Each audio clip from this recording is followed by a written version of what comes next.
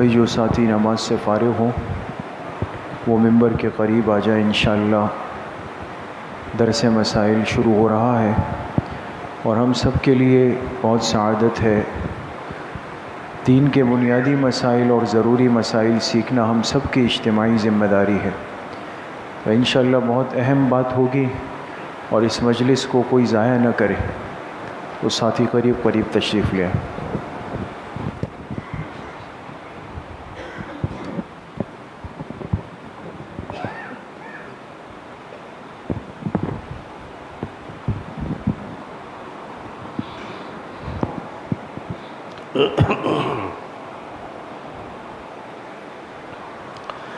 الحمد لله نحمده ونستعينه ونستغفره ونؤمن به ونتوكل عليه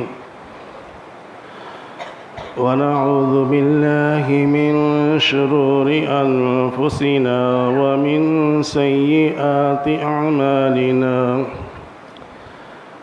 من يهده الله فلا مضل له ومن يضلله فلا هادي له، ونشهد أن لا إله إلا الله وحده لا شريك له، ونشهد أن سيدنا ومولانا محمدًا عبده ورسوله، صلى الله تعالى على خير خلقه محمد وعلى آله وأصحابه أجمعين. أما بعد، فأعوذ بالله من الشيطان الرجيم. بسم الله الرحمن الرحيم. قل هل يستوي الذين يعلمون والذين لا يعلمون؟ إنما يتذكر أولو الألباب. وقال النبي صلى الله عليه وسلم: طلب العلم فريضة على كل مسلم.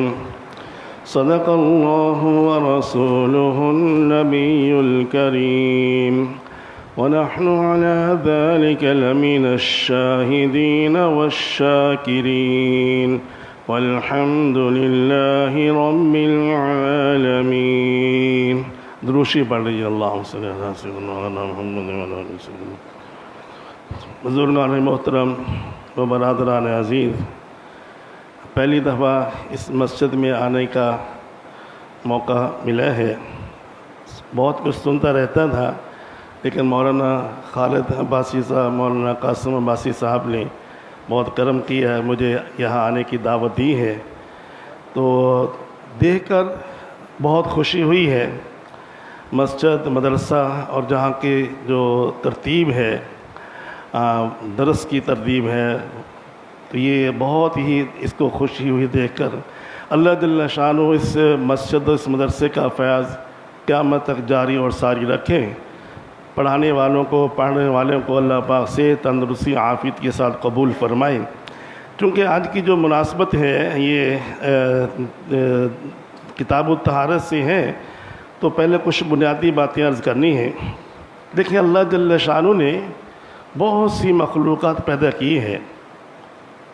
مٹی بھی پیدا کی ہے، پتھر بھی پیدا کیے ہیں، لوہا بھی پیدا کیے ہیں، آگ بھی پیدا کی ہے، اور پانی بھی پیدا کیے ہیں، ہوا بھی پیدا کی ہے.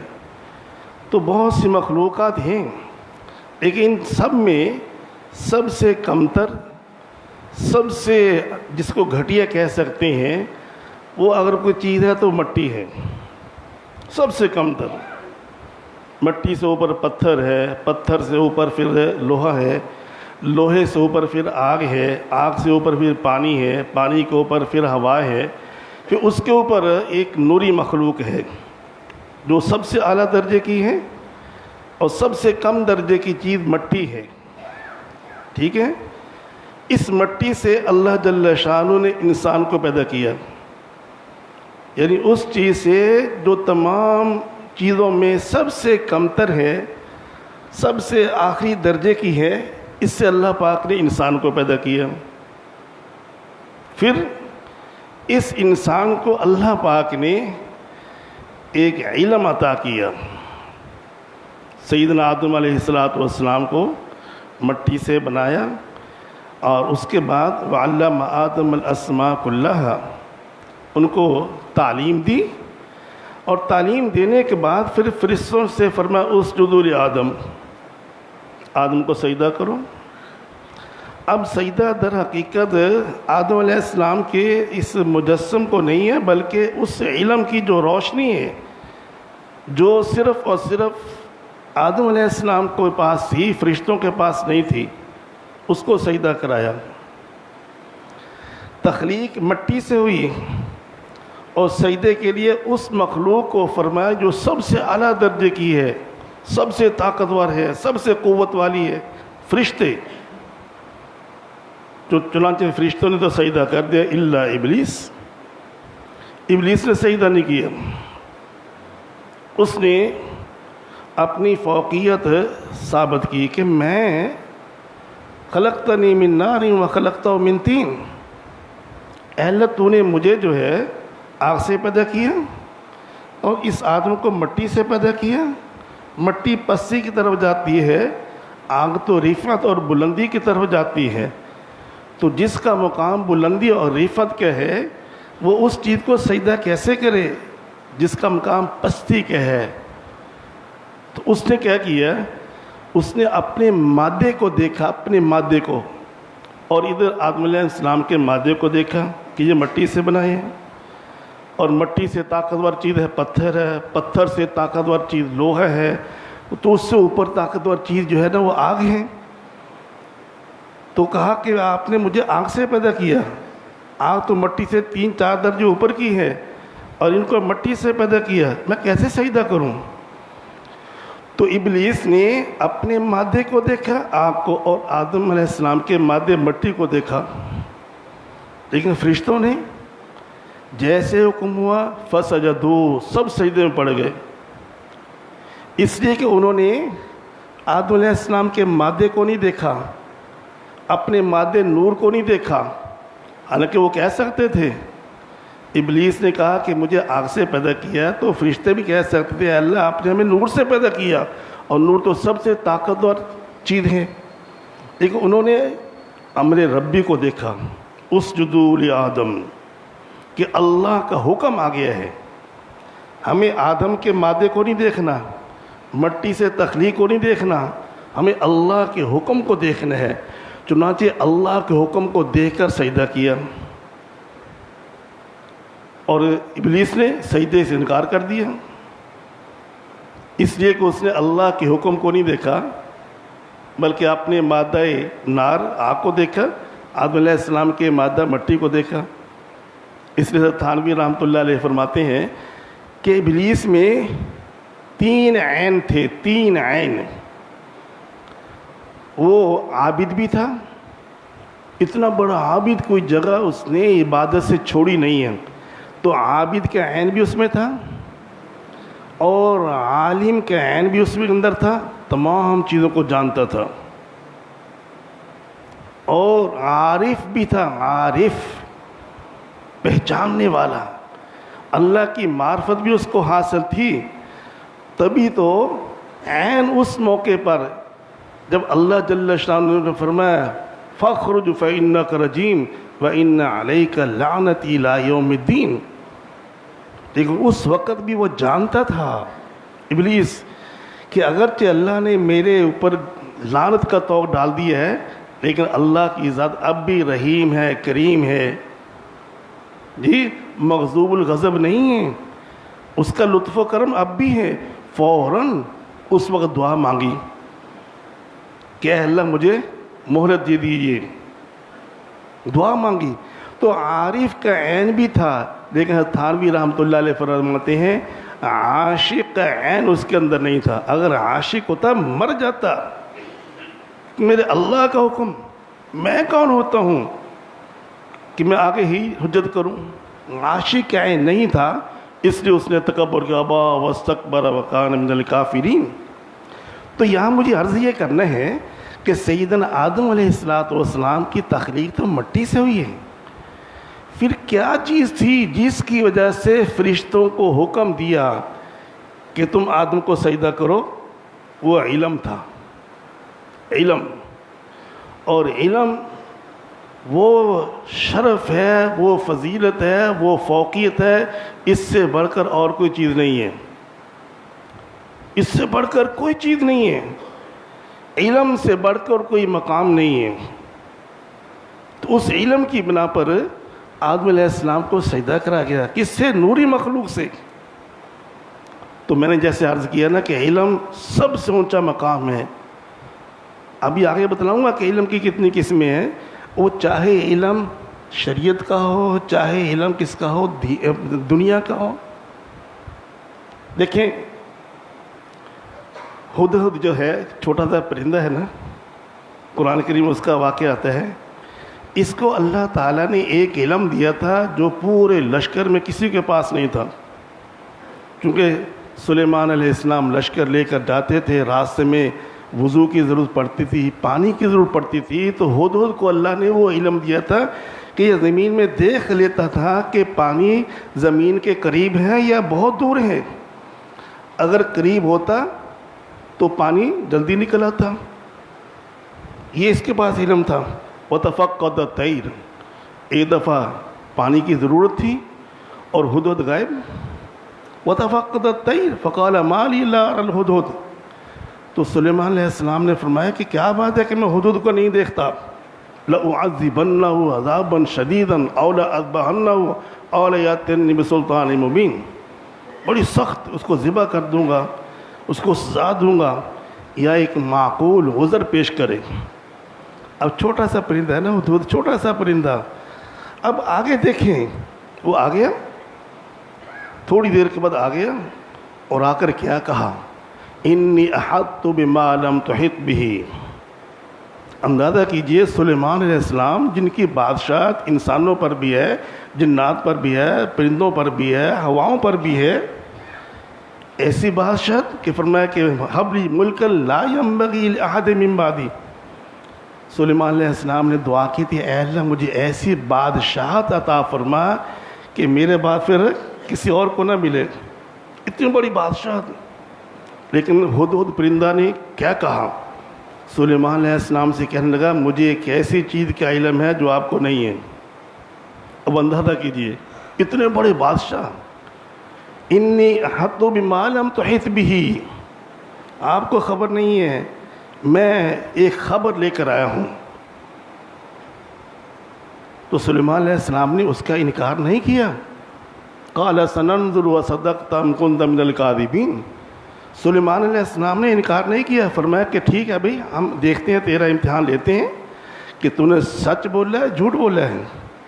پھر وہ خط لے کے جاتا ہے الی آخرہ، تو ہدہد کی بات سچ ثابت ہوئی۔ ملکہ بلقیس اپنے علاقے کی بادشاہ تھی اور بتوں کو اپنا سورج کو سجدہ کرتی تھی، تو اس ہدہد کی بات پوری ہوئی۔ تو میں یہ کہہ رہا ہوں کہ ہدہد نے کتنے اب جانی اپنی پختگی کے ساتھ، خود اعتمادی کے ساتھ کہا انی احطت بما لم تحط به، مجھے ایک ایسی چیز کی خبر ہے جو آپ کو نہیں ہے۔ یہ کیا چیز تھی؟ علم تھا نا وہ۔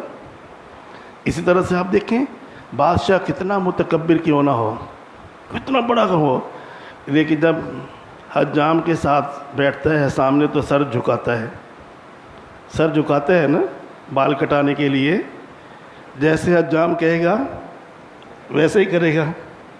حجام کے سامنے سر جھکا ہے، ویسے بڑا متکبر ہے، لیکن حجام کے سامنے کیوں؟ اس کے پاس ایک علم ہے جو بادشاہ کے پاس نہیں ہے جی۔ اور آپ یہ دیکھ لیں کہ بادشاہ جو پورے ملک کا حکمران ہے، لیکن ایک امام کے پیچھے خود کھڑا ہوتا ہے، کیا چیز ہے یہ؟ علم ہے نہیں ہے؟ تو علم ایک ایسا عمل، ایک ایسا مقام اور مرتبہ ہے کہ اس سے بڑھ کر کوئی مقام اور مرتبہ نہیں ہے۔ اس لیے حکماء کہتے ہیں کوئی ہمیں یہ بتلا دے کہ جس کو اللہ نے علم نہیں دیا اس کو کیا ملا ہے. جس کا مطلب اگر علم نہیں ہے تو کچھ بھی نہیں ہے، اور جس کو اللہ نے علم دیا ہے تو اس کو کیا کچھ نہیں ملا. جس کا مطلب جس کو علم ملا ہے اس کو ہر چیز مل گئی ہے، اس لیے کہ علم سے بڑھ کر اور کوئی مقام اور مرتبہ نہیں ہے. اچھا جی، اب آئیے دیکھیں جتنے بھی دنیا میں علوم ہیں نا، ان کو اگر ہم تقسیم کریں تو ان کی دو قسمیں بنتی ہیں تمام علوم کی. ایک علم معاش اور ایک علم معاد. ایک علم معاش یعنی زندگی کی ضروریات کا علم. کیا مطلب؟ ہمیں روٹی چاہیے، زراعت کا علم، کپڑے چاہیے، ٹیکسٹائل ہے، کپڑے بنانے کا علم، انجینئرنگ ہے، یہ طب ہے، ڈاکٹری ہے. یہ جتنی بھی ضروریات زندگی ہے نا، ان تمام علوم کو کہتے ہیں علم معاش، زندگی کی ضروریات کا علم. اور اس علم کے اندر سب شامل ہیں. یہ علم ایک انسان کی ضرورت ہے. انسان چاہے مسلمان ہو، چاہے یہودی ہو، چاہے کافر ہو، حتیٰ کہ دہری ہو جو اللہ کے وجود کا منکر، اس کی بھی یہ علم ضرورت ہے. تو علم معاش ایک انسان کی ضرورت ہے، انسان کی، اور جس میں مسلمان بھی شامل ہیں، یہودی، عیسائی، دہری، دنیا کے سب انسان شامل ہیں. چنانچہ علم معاش کے کارخانے جیسے مسلمانوں کے ہاں ہیں، دوسروں کے ہاں بھی ہیں، دہریوں کے ہاں بھی ہیں. یہ علم معاش ہے. یہ ایک انسان من حیث الانسان، اس کی ضرورت ہے، اس کی ضرورت ہے من حیث الانسان، انسان ہونے کی حیثیت سے. تو یہ کسی صرف مسلمان کی ضرورت نہیں ہے، اس میں کافر بھی شامل ہے. لیکن جو حدیث پڑھی ہے، حدیث طلب العلم فریضۃ علی کل مسلم، اس میں حضور اکرم صلی اللہ علیہ وسلم فرماتے ہیں کہ مسلمان پر علم کا سیکھنا فرض ہے. فرض یہ علی مسلم تک ہے، مسلمہ کا جو لفظ ہے وہ اس میں نہیں ہے. لیکن یاد رکھیں قرآن کریم میں یا احادیث میں جتنے بھی خطابات مردوں کو کیے جاتے ہیں اس کے ضمن میں عورتیں خود شامل ہیں. اقیم الصلاۃ یہ مردوں کو خطاب ہے. تو کیا جیسے نماز مردوں پر فرض ہے عورتوں پر بھی فرض؟ آتوا الزکوٰۃ یہ مذکر کا صیغہ ہے، مردوں کو خطاب ہے، تو اس میں عورتیں بھی شامل ہیں. کتب علیکم الصیام تم پر روزے فرض کیے گئے ہیں، تو جیسے مردوں پر روزے فرض ہیں عورتوں پر بھی فرض. اب طلب العلم فریضۃ علی کل مسلم، اس کے اندر بتلایا گیا ہے کہ مسلمان پر جب مرد ہو یا عورت ہو اس پر علم حاصل کرنا فرض. تو اس سے معلوم ہوا ہے کہ وہ علم معاش سے الگ کوئی چیز ہے.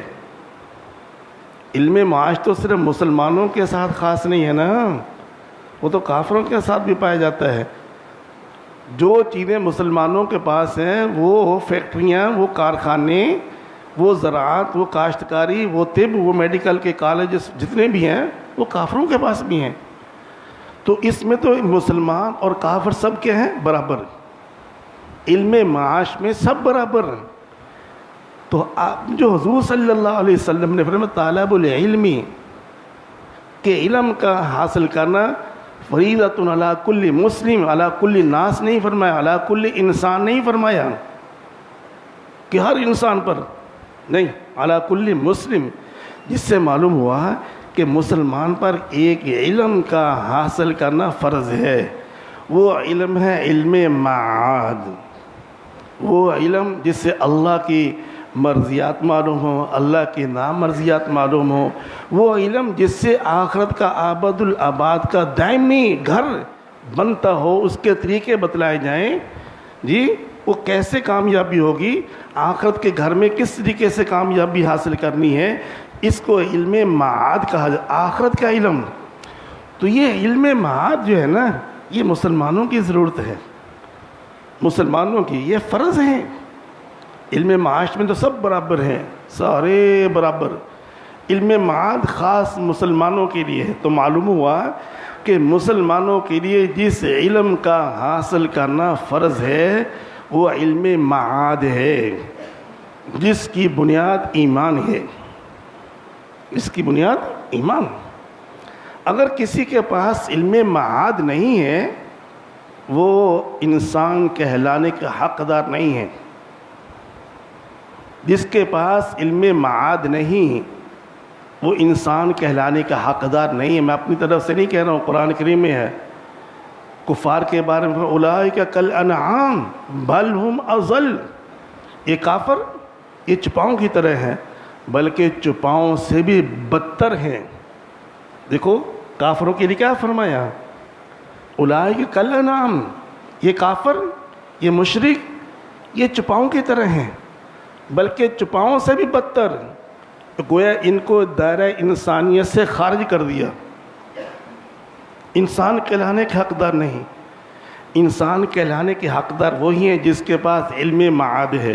بل ہم اضل اس لیے فرمایا کہ یہ کفار چپاؤں سے بھی بدتر ہے۔ کیوں؟ دیکھیے چوپائے اللہ پاک نے پیدا کی ہے نا، وہ تمام اپنی مقصد تخلیق کو پورا کر رہے ہیں۔ بھینس کو اللہ پاک نے پیدا کیا دودھ دینے کے لیے، جی کبھی اس نے انکار کیا میں دودھ نہیں دوں گی؟ گائے نے کبھی دودھ دینے سے انکار کیا؟ بکری نے کبھی دودھ دینے سے انکار کیا؟ گھوڑے نے اس پر سواری کرتے ہیں کبھی انکار کیا؟ اونٹ نے کبھی اپنے اوپر سوار ہونے سے روکا ہے؟ یوں سمجھ لیجیے کہ جتنے بھی حیوانات ہیں چوپائی ہیں وہ مقصد تخلیق کو پورا کرنے والے ہیں۔ یہ انسان جو ایمان سے خالی، ایمان سے محروم، یہ ان چوپاؤں سے بدتر۔ چوپائے اپنی مقصد تخلیق کو پیدا کرنے کے مقصد کو پورا کر رہے ہیں، پورا کر رہے ہیں نا، چاہے اونٹ ہو، چاہے بیل ہو، چاہے گائے ہو، چاہے بکری ہو، سارے۔ لیکن انسان کا مقصد تخلیق، وما خلقت الجن والانس الا لیعبدون، انسان کے پیدا کرنے کا مقصد اللہ کی عبادت، اللہ کی عبادت۔ تو بتلائیے کہ جو اپنے مقصد تخلیق کو پورا نہ کرے وہ انسان کہلانے کا حقدار نہیں ہے۔ اللہ پاک فرما رہے ہیں اولئک کالانعام بل ہم اضل، چپاؤں سے بدتر ہیں، چپاؤں سے بدتر۔ تو انسان کہلانے کا حقدار وہی ہے جس کے اندر یہ علم معاد ہے، ایمان کی روشنی ہے، اعمال صالح ہیں، یہ اپنی مقصد تخلیق کو پورا کرنے والے ہیں۔ باقی رہا کہ علم معاش اور دنیا بھر کی ڈگریاں ہو جائیں، جیسے موت آئے کہ سب ختم، سب ختم۔ ہمارے استاد محترم رحمۃ اللہ علیہ کا انتقال ہو گیا، انہوں نے ایک واقعہ سنایا کہ میں ایک دفعہ امریکہ گیا، یہ دنیاوی ڈگریوں کا انجام دیکھیے۔ کہتے ہیں ہم امریکہ میں ایک مسجد میں نماز پڑھ رہے تھے تو مسجد سے باہر اندازہ کریں ایک پاکستانی جو مسلمان ہے، ڈاکٹر ہے، وہ مسجد سے باہر کھڑے ہو کر ہمارا انتظار کر رہے ہیں۔ یعنی اتنی توفیق نہیں ہے کہ مسجد میں چلا جاؤں، مسجد میں نماز پڑھوں، نہیں نہیں نہیں۔ اور وہ پاکستانی امریکہ میں مشہور و معروف ڈاکٹر تھا، مشہور و معروف ڈاکٹر۔ تو سب سے پہلے دیکھے مسلمان ہیں لیکن اس کو مسجد میں آنے کی توفیق نہیں ہے، مسجد سے باہر کھڑے ہو کر ہمارا انتظار کرتے ہیں۔ خیر ہم نے نماز پڑھی، نماز پڑھ کے جب باہر نکلے تو کہنے لگا کہ جی وہ میرے والد کا انتقال ہو گیا ہے، آپ حضرات ساتھ چلیں، ان کو غسل دینا ہے۔ ہم نے کہا ٹھیک ہے، ہم گئے تو ہم نے کہا بھی چلو آ جاؤ تم بھی اپنے والد کو غسل دینے میں شریک ہو جاؤ۔ اس نے کہا نہیں نہیں نہیں نہیں، یعنی اتنی نفرت سے کہا نہیں نہیں نہیں نہیں، یہ میرا کام نہیں ہے، یہ میرا کام نہیں ہے۔ اندازہ کرو باپ کا انتقال ہو گیا اور غسل دینے کے لیے حقارت سے کہتے نہیں نہیں نہیں نہیں۔ کہتے خیر ہم نے غسل دیا، کفن پہنایا۔ جب نماز جنازہ پڑھنے لگے تو اس کو کہا بھی تم نماز جنازہ تو پڑھ لو۔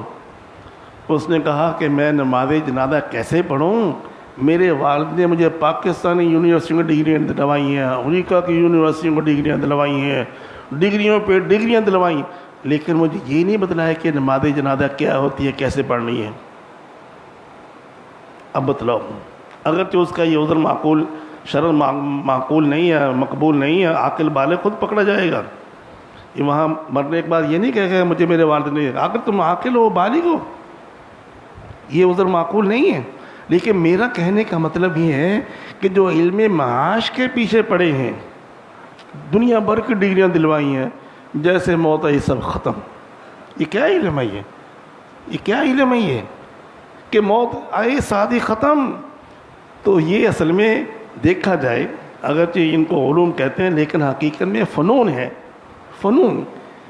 جیسے ایک آدمی کوئی دوسرا کام کرتا ہے، میں تو کہتا ہوں یہ ایک آدمی جوتی سینے والے ہیں نا، یہ ہمارے بھائی، تو یہ بھی اپنی ضروریات کے لیے جوتی کا کام کرتے ہیں نا، پالش کرتے ہیں، جوتی سیتے ہیں نا، اپنی زندگی کی ضروریات کے لیے نا، ٹھیک ہے۔ مقصد ان کا کیا ہے کہ کچھ پیسے حاصل ہو جائیں، ہم اپنی زندگی کی ضروریات پوری کریں۔ اب دیکھیں زندگی کی ضروریات پورے کرنے والا یہ آدمی موچی ہو یا حجام ہو یا دنیا بھر کی ڈگریاں لینے والا ہو، دونوں میں کوئی فرق ہے؟ وہ بھی زندگی کی ضروریات پوری کرنے والے ہیں، اور دنیا بھر کی ڈگریاں لینے والا بھی وہ کماتا ہے تاکہ دنیا کی جو ضروریات ہے پوری ہو جائیں۔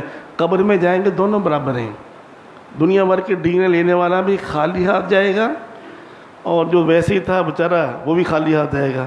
تو علم تو یہ نہیں ہے، علم تو یہ ہے کہ جب زندہ ہے تب بھی ساتھ، قبر میں ہے تب بھی ساتھ، جی عالم برزخ میں ہے علم تب بھی ساتھ، محشر میں ہے تب بھی ساتھ، جنت میں ہے تب بھی ساتھ۔ اصل علم یہ ہے۔ تو اس لیے جو حدیث ہے کہ طالب العلم فریضۃ علی کل مسلم، کہ ہر مسلمان مرد عورت پر علم کا سیکھنا فرض ہے۔ اب کیا مطلب؟ اب یہ تو نہیں ہے کہ بھئی ہر آدمی مولوی بنے، نہیں، سنیے، فرض سے مراد یہ ہے کہ جو عبادت فرض، اس عبادت کا بقدر ضرورت علم سیکھنا بھی فرض۔ مثلا نماز ہے، سب سے پہلا فریضہ ہے، نہیں ہے؟ فرض ہے، نہیں ہے؟ تو ہر مسلمان مرد اور عورت پر یہ بھی فرض ہے کہ نماز کے ضروری مسائل سیکھے، طہارت سیکھے، کہ جو نماز کی شرط ہیں کہ طہارت کیسے حاصل کرنی ہے، وضو کیسے حاصل ہوگا۔ اب عورتیں ناخن پر پالش لگاتی ہیں، وضو کر رہی ہیں، پتہ ہی نہیں ہے۔ اب ایک عورت کا فون آیا، اب اندازہ کیے جہالت کا، وہ جی حج کرنے گئی شوہر کے ساتھ، حج کر رہے ہیں تو ظاہر احرام کے اندر سے خالی ہوں تو میل ملاپ بھی جائز ہے نا۔ اس نے کہا تو یہ ہم تو ایسے ملتے بھی تھے لیکن مجھے نہیں پتہ تھا کہ ناک میں پانی ڈالنا بھی ضروری ہے، زندگی بھر میں نے کبھی ناک میں پانی نہیں ڈالا۔ اب اندازہ کیجئے، دادی بن گئی، نانی بن گئی، لیکن اس کو یہ نہیں معلوم کہ غسل کے فرائض کتنے ہیں، کس سے غسل مجھے حاصل ہوگا، طہارت اور پاکیزگی کیسے حاصل ہوگی۔ تو یہ کیا ہے؟ یہ فرض ہے، نہیں ہے؟ اب ساری زندگی اس نے کیا کیا؟ غسل ہی نہیں ہوا، نماز نہیں ہوئی، جی اس کو پتہ ہی نہیں ہے۔ ایک میری ایک شاگردہ تھی، تو وہ بنوئی ٹاؤن میں پڑھی تھی، تو جن کو اللہ پاک قبول کر لیں، وہ مولانا وہ بینک میں ایک بڑی افیسر تھی وہ، ہاں اس نے پھر بعد میں وہ بتلایا کہ میں بینک کے اندر بہت بڑی افیسر تھی، اس کا جو شوہر تھا اس کی جو تنخواہ نیوی میں تھی، میری کہتی تنخواہ اس سے بڑھ کر تھی، لیکن اللہ پاک جن کو قبول کرے، اس نے بینک کی ملازمت چھوڑی بڑی عمر کی ہو کر، یعنی صاحب اولاد ہو گئی تھی۔ پھر اس نے بنوئی ٹاؤن میں داخلہ لیا، 4 سالہ کورس پڑھا، جی بینک کی ملازمت چھوڑی، اور پڑھنے کے بعد پھر اپنے جو گھر تھا نا اس کو مدرسہ بنایا۔ تو وہ میرے گھر میں آئی تھی اپنے شوہر کے ساتھ ملنے کے لیے آئی، تو کہا جی استاد جی میں نے تو گھر کو مدرسہ بنایا، اور کہا کہ استاد جی عورتوں کو تو غسل کے فرائض معلوم نہیں ہیں۔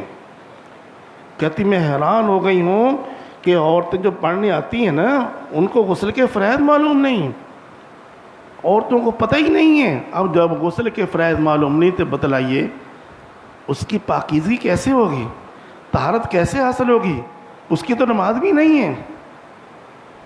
تو یہ علی کل مسلمین، ہر مسلمان مرد اور عورت پر جو عبادت فرض، اس کے ضروری مسائل سیکھنا۔ مثلا نماز ہے تو نماز کی شرط کیا، انشاءاللہ یہ طہارت کا شروع کریں گے۔ طہارت ہے جس کا مطلب سب سے پہلے اس کا جسم پاک ہو، اس کے کپڑے پاک ہو، اس کی جگہ پاک ہو، یہ طہارت ہے، یہ شرط ہے۔ یہ اور اس کی طہارت سے ہی نہیں ہے، آئے ادھر ادھر ہاتھ مارا چلے گئے، تو نمازیں پڑھ رہے ہیں لیکن نماز اللہ کے مقبول نہیں. پھر کہتے ہیں جی وہ جی فلاں صاحب جی وہ تو حاجی بھی ہیں نمازی بھی ہیں لیکن وہ 2 نمبر کے کام بھی کرتے ہیں. یہ لوگوں کا اعتراض ہے. قرآن کریم میں آتا ہے ان الصلاۃ تنہی عن الفحشاء والمنکر. قرآن کریم کا قول برحق ہے، سچ ہے اللہ کا فرمان کہ بے شک نماز بے حیائی اور برے کاموں سے روکتی ہے. لیکن وہ کہتے ہیں جو حاجی صاحب بھی ہیں نمازی بھی ہیں یہ بھی کرتے ہیں وہ بھی کرتے ہیں. قرآن تو یہ کہتا ہے. اس کا جواب حضور اکرم صلی اللہ علیہ وسلم نے دیا ہے. فرمایا من لم تنہہ صلاۃہ عن الفحشاء والمنکر فلا صلاۃ لہ. فرمایا جس آدمی کی نماز اس کو بے حیائی اور برے کاموں سے نہیں روکتی نا اس کی نماز ہی نہیں ہے، اس کی نماز میں خرابی ہے، نماز میں خرابی. ورنہ دیکھو اللہ کا یہ فرمان ہے ومن اصدق من اللہ قیلا. اللہ سے بڑھ کر کوئی سچا ہے؟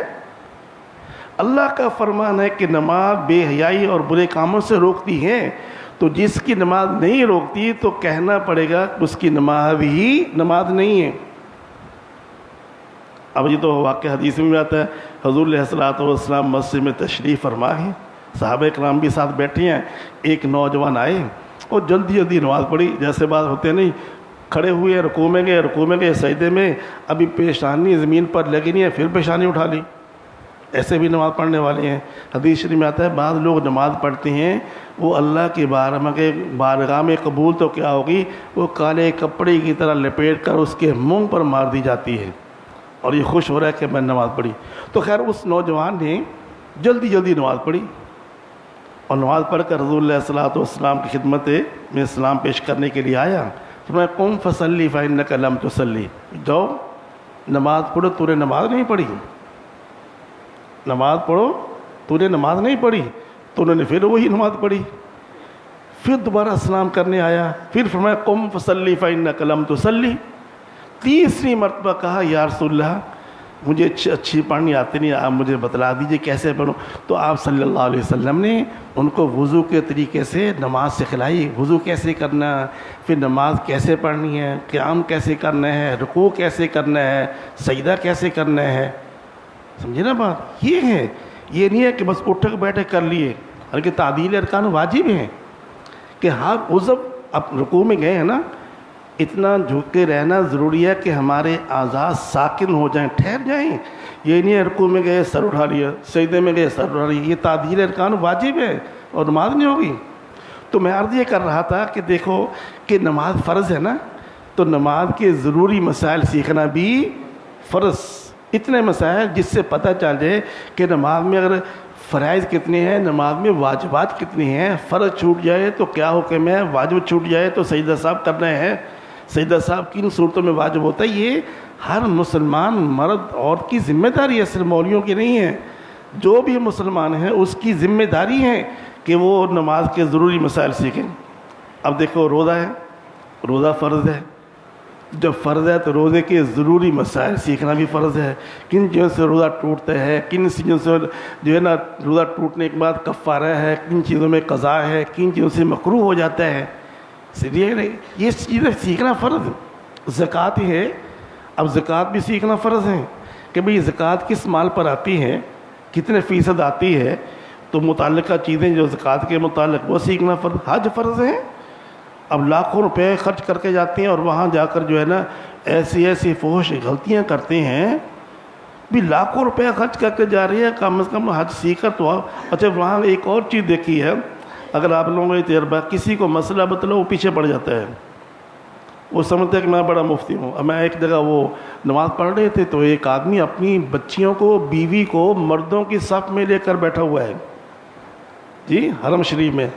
اور میں نے کہا یار ان عورتوں کی جگہ تو پیچھے. کہتا تم مولوی بولتے رہتے ہو، بس یہاں اللہ کا گھر ہے، سب چیز جائز ہے.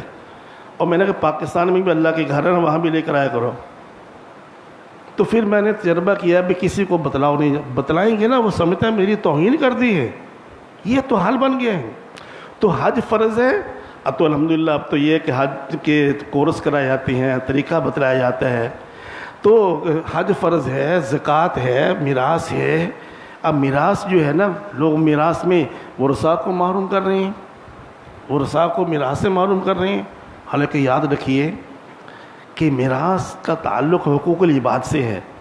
ہوتا کیا ہے کہ بیٹے باپ سے کاروبار کر رہے ہیں اور باپ کا انتقال ہوا ہے تو بیٹے کو تو پتہ ہے وہ دبانے کی کوشش کرتے ہیں, وہ اپنی بہنوں کو محروم کرنے کی کوشش کرتے ہیں. حالانکہ حدیث میں آتا ہے من قطع میراث وارثی قطع اللہ میراث من الجنہ, جس نے کسی وارث کو اس کی میراث سے محروم کیا اللہ تعالیٰ جنت سے اس کی میراث سے محروم کر دیں گے.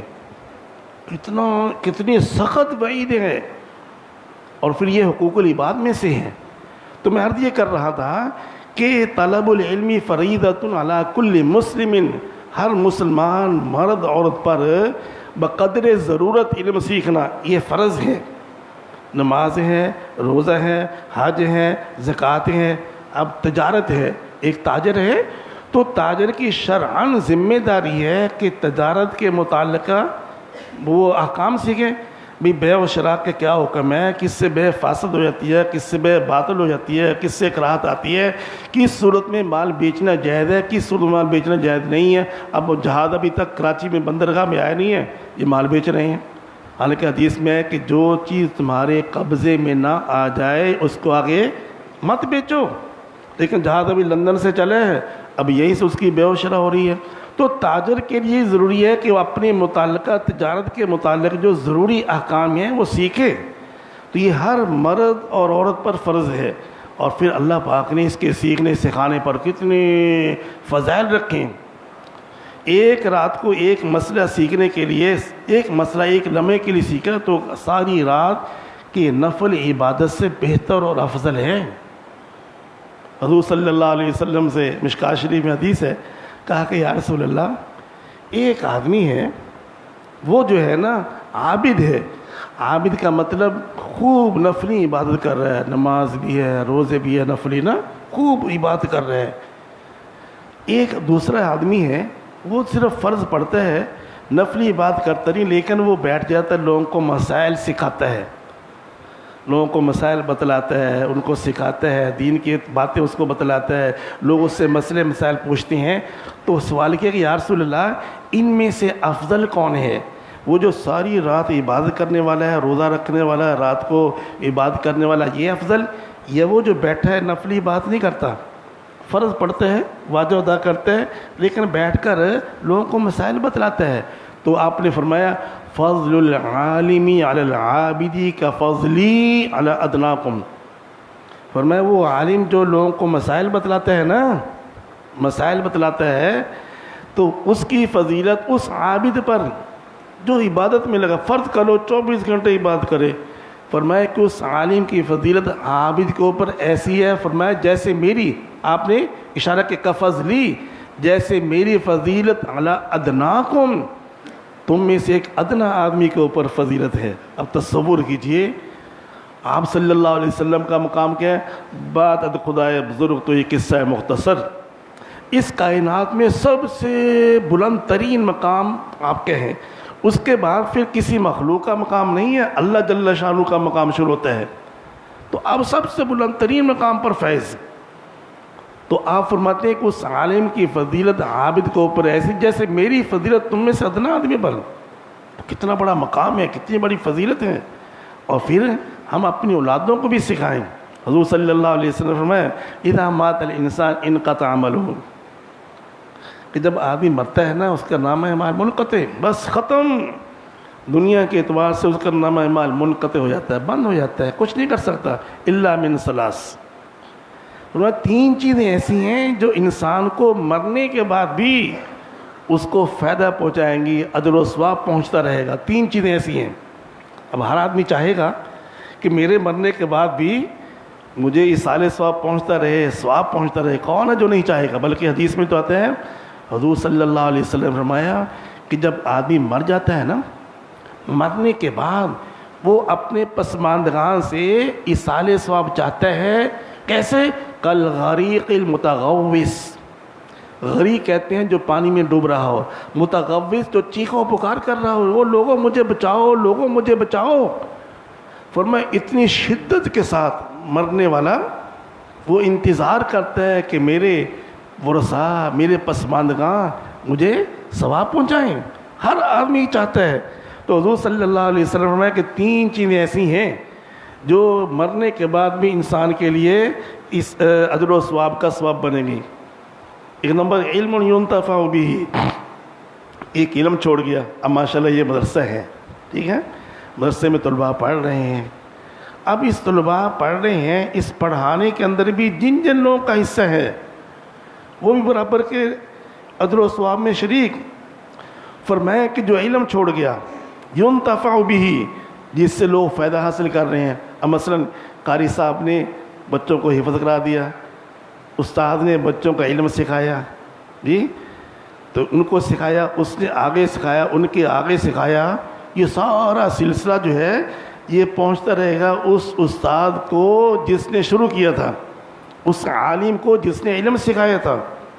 اب بتلاؤ مرنے کے بعد آدمی چاہتا ہے، یا قرآن کریم اس نے مسجد میں رکھ دیے، مدرسے میں دے دیے، کتابیں دے دی طلباء کو، تو یہ جو علم اس نے چھوڑا ہے نا مرنے والے نے کسی بھی صورت میں، اس کا اجر و ثواب اس کو وہاں ملے گا. اور صدقۃ جاریہ یا صدقہ جاریہ ہے، یعنی وہ عمل جو چلتا رہے. یہ مسجد ماشاءاللہ بڑی خوبصورت بنی ہے، جن حضرات نے بنائی ہے ان کے لیے صدقہ جاریہ ہے. جو فوت ہو چکے ہیں اللہ پاک ان کو غریق رحمت فرمائے، جو زندہ اللہ پاک ان کی عمر میں برکت عطا فرمائے. یہ صدقہ جاریہ ہے. جب تک مسجد اور مسجد کے اعمال، یہ تدریس، یہ تعلیم کا سلسلہ چلتا رہے گا، یہ مسجد اور مدرسے والوں کے لیے صدقہ جاریہ ہے.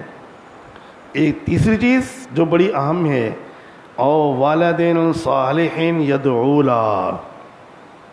غور کر کیجیے، حضور علیہ الصلوۃ والسلام نے مطلق اولاد نہیں فرمائی، اولاد چھوڑی نہیں، او والدین صالحین، نیک اولاد چھوڑی. مطلق اولاد تو ایسی. ایک آدمی آیا ہمارے یہاں دارالفتہ میں، بوڑھا تھا، وہ ایک مسئلہ پوچھنے آیا. کہتا جی میرا بیٹا مجھے قتل کرنے کے درپے ہے کہ اس باپ کو قتل کر کے میراث پر قبضہ کر لوں.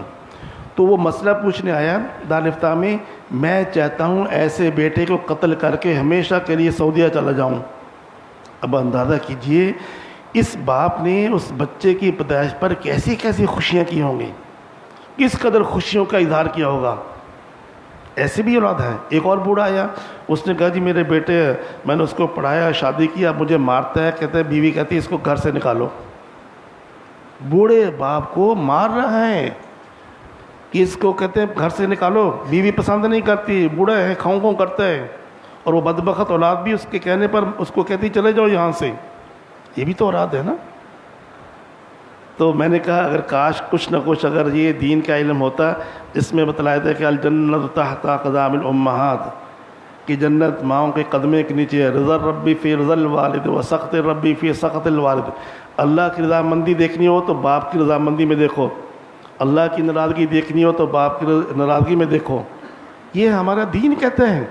لیکن چونکہ دین کی تعلیم نہیں ہے تو پھر یہی حال ہوتا ہے. تو اس لیے اور والدین صالحین، دیکھیں اس سے ایک اور بات بھی معلوم ہوئی، جو یہ کہتے ہیں نا اولاد اولاد، نہیں، وہ طریقہ اولاد کا مانگیں جو انبیاء علیہ السلام نے مانا. ربی حب لی ذریۃ طیبہ، پاکیزہ نیک صالح اولاد. تو انبیاء علیہ السلام نے نیک صالح اولاد کی دعائیں کی ہیں، مطلق اولاد کی نہیں کی. مطلق اولاد کی تو میں نے اپنے واقعہ سنا دیے ہیں، ماں باپ کے لیے وبال جان بنے ہیں.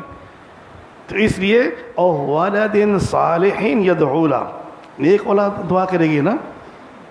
جو نیک نہیں ہے، جو ماں باپ کے ساتھ زندگی میں برا سلوک کرنے والے ہیں، وہ کہاں دعا کرے گی. نیک اولاد ہے، قرآن پڑھ رہے ہے، ایثار ثواب کر رہا ہے، نفل پڑھ رہے ہے، ان کے لیے ایثار ثواب کر رہے ہے. تو نیک اور صالح اولاد یہ بھی صدقہ جاریہ ہے. ان کا بھی مرنے کے بعد والدین کو اجر و ثواب ملتا ہے. بہرحال بات تھوڑی سی طویل ہو گئی. خلاصہ یہ ہوا کہ ہر آدمی کی مرد ہو عورت ہو بقدر ضرورت ہر چیز کا جو فرض ہے اس کا علم سیکھنا فرض، جو واجب ہے اس کا علم سیکھنا فرض. نماز ہو، روزہ ہو، حج و زکوٰۃ ہو. چونکہ ماشاءاللہ جیسے منگل کے دن ہوتا ہے، منگل کا یہ بہت اچھا ہے. میں تو کہتا ہوں کہ ہر مسجد میں یہ فقہ کا درس بھی ہونا چاہیے. لوگوں کو نماز کے مسائل معلوم نہیں ہے، طہارت کے مسائل معلوم نہیں ہے. جب مسائل معلوم نہیں ہے، اب تھوڑی سی جگہ بھی خشک رہ گئی، اس کا وضو نہیں ہوا، جب وضو نہیں ہوگا تو نماز کیسے ہوگی؟ تو پریشانیاں تو آئیں گی.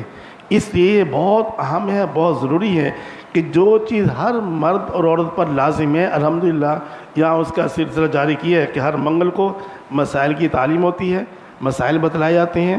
تو میں نے بھی اپنے یہاں جو 2-3 مرتبہ تو تعلیم الاسلام مکمل کیا. اب لوگ حیران ہو، اچھا وضو کے یہ فرائض ہیں، یہ سنتیں ہیں، نماز کے یہ فرائض، حیران ہو جاتے ہیں، کبھی پڑھا نہیں ہے.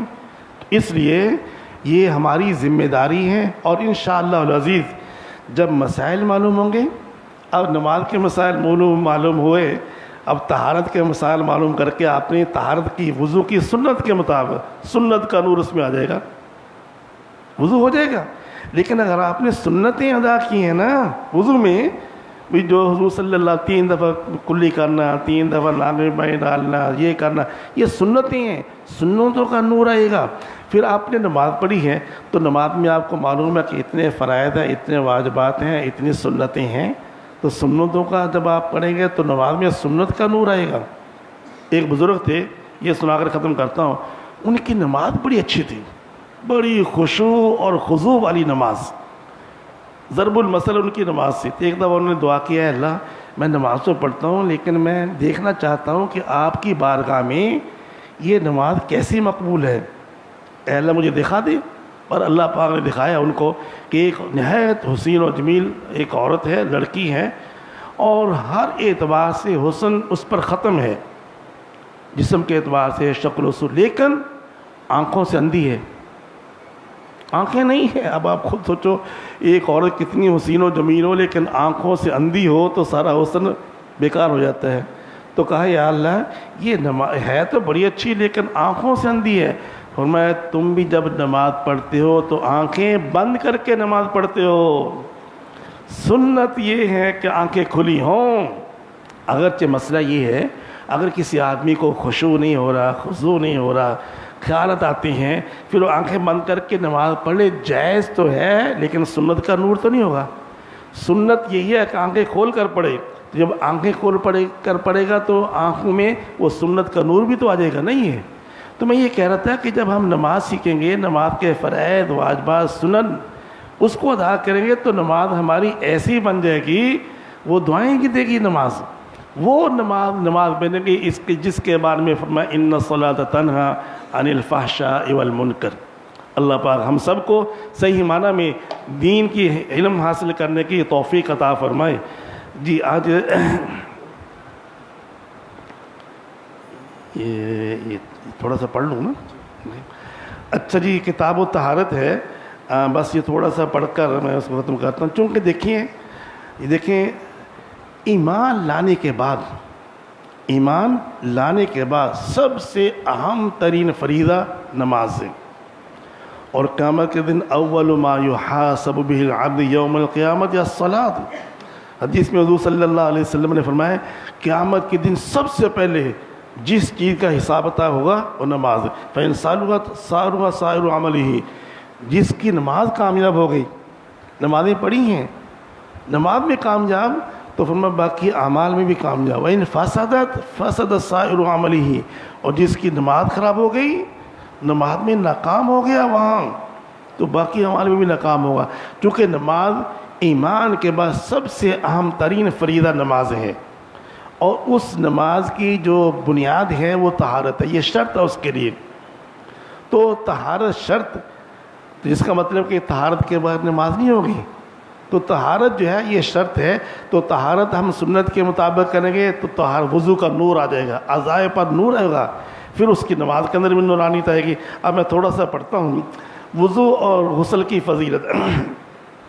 حدیث شریف میں ہے کہ جو کوئی وضو کرتے وقت بسم اللہ پڑھے، پھر ہر عضو دھوتے وقت یہ پڑھے اشہد ان لا الہ الا اللہ وحدہ لا شریک لہ واشہد ان محمدا عبدہ ورسولہ. اور فارغ ہونے کے بعد یہ پڑھے اللہم اجعلنی من التوابین واجعلنی من المتطہرین.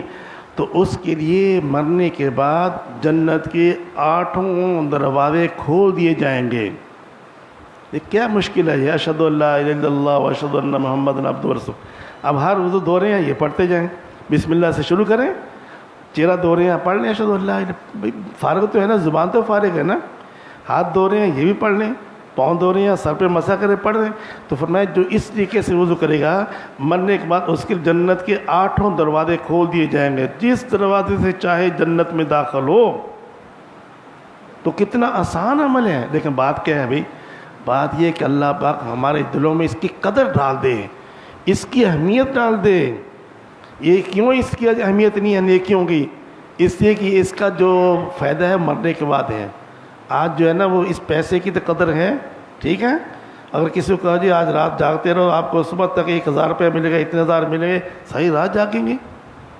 چونکہ یہ معاملہ ادھار کے ہیں تو اس لیے کہتے ہیں یار یہ تو بعد کی بات ہے۔ نہیں نہیں نہیں، حضور اکرم صلی اللہ علیہ وسلم نے فرمایا وہ پتھر پر لکیر ہے، بالکل سچ اور برحق ہے۔ تو اگر ہم کوشش کریں بسم اللہ پڑھ کر وضو شروع کریں اور ہر وضو پر یہ کلمہ پڑھتے رہیں اور آخر میں اللہم اجعلنی من التوابین واجعلنی من المتطہرین پڑھیں گے، پھر میں مرنے کے بعد 8 دروازے کھول دی جائیں اور جس دروازے سے چاہے جنت میں اور اگر فوراً 2 رکعت نماز پڑھ لیں اور اس میں قرآن پڑھیں تو اس کو جان لیں، یعنی حضور قلب سے پڑھیں تاکہ معلوم ہو کہ میں کیا پڑھ رہا ہوں، اور تمام نماز اسی طرح حضور قلب سے پڑھے تو وہ نماز سے ایسے حال میں فارغ ہوگا کہ گناہوں سے اس طرح سے پاک ہو جائے گا جس طرح سے نومولود بچہ پاک ہوتا ہے۔ اس سے کہا جائے گا اب نئے سرے سے عمل کر، اس وقت کے سارے گناہ معاف ہو گئے ہیں۔ تو اگر تحیۃ الوضو جس کو کہتے ہیں نا تحیۃ الوضو، اگر موقع ملے تو پڑھ لیں۔ چلو مسجد میں آئے ہیں، مسجد میں وقت کام میں ہے، سنتیں پڑھنی ہے نا، اول تو کوشش کریں کہ تحیۃ المسجد بھی پڑھ لیں، تحیۃ الوضو بھی پڑھ لیں، ورنہ یہ بھی ہے آپ نے سنتیں پڑھنی ہے نا اس میں ان نفلوں کی نیت کر لیں، تحیۃ الوضو کی بھی نیت کر لیں، تحیۃ المسجد کی بھی نیت کر لیں، تو تمام نوافل کا اجر و ثواب بھی مل جائے گا۔ بات یہ کہ آسان ہے، مشکل نہیں ہے، لیکن ہمیں اللہ پاک ان کی قدر کرنے کی توفیق عطا فرمائے، ان پر عمل کرنے کی توفیق عطا فرمائے۔ اصل چیز ضرورت ہے عمل کی، علم تو سنتے ہیں، لفظ سے سننا کافی نہیں ہے، اصل عمل چیز ہے، عمل سننا وہ بال جان بنے گا اگر عمل نہیں ہے۔ تو اس لیے یہ جو درس ہوتا ہے منگل کو شرکت بھی کریں، اور اس میں آپ کے طہارت کے کچھ مسائل ہیں وہ پوچھنا چاہیں پوچھ بھی سکتے ہیں، تو یہ بہت اچھا عمل ہے۔ اللہ تعالی ہم سب کو اس کو سیکھنے کی اور اس کے مطابق عمل کرنے کی توفیق عطا فرمائے۔ وآخر دعوانا الحمدللہ رب العالمین، الحمدللہ رب العالمین الرحمن الرحیم مالک یوم الدین، اللہم صلی علی سیدنا و مولانا محمد وعلی آل سیدنا و مولانا محمد وبارک وسلم علیہ۔ ربنا آتنا فی الدنیا حسنة وفی الآخرة حسنة وقنا عذاب النار، ربنا لا تزغ قلوبنا بعد إذ هديتنا وهب لنا من لدنك رحمة إنك أنت الوهاب۔ یا رب الراحمین اس مبارک مجلس میں ہماری شرکت کو قبول فرما۔ یا رب الراحمین جو کچھ کہا گیا ہے، جو سنا گیا ہے، یا رب الراحمین اس پر عمل کرنے کی توفیق عطا فرما۔ یا رب الراحمین ہم سب کو اس علم کو سیکھنے کی توفیق عطا فرما جس کا سیکھنا ہم پر فرض ہے۔ اے اللہ ہمارے دلوں میں شوق پیدا فرما، محبت پیدا فرما، اس کے سیکھنے کی رغبت پیدا فرما۔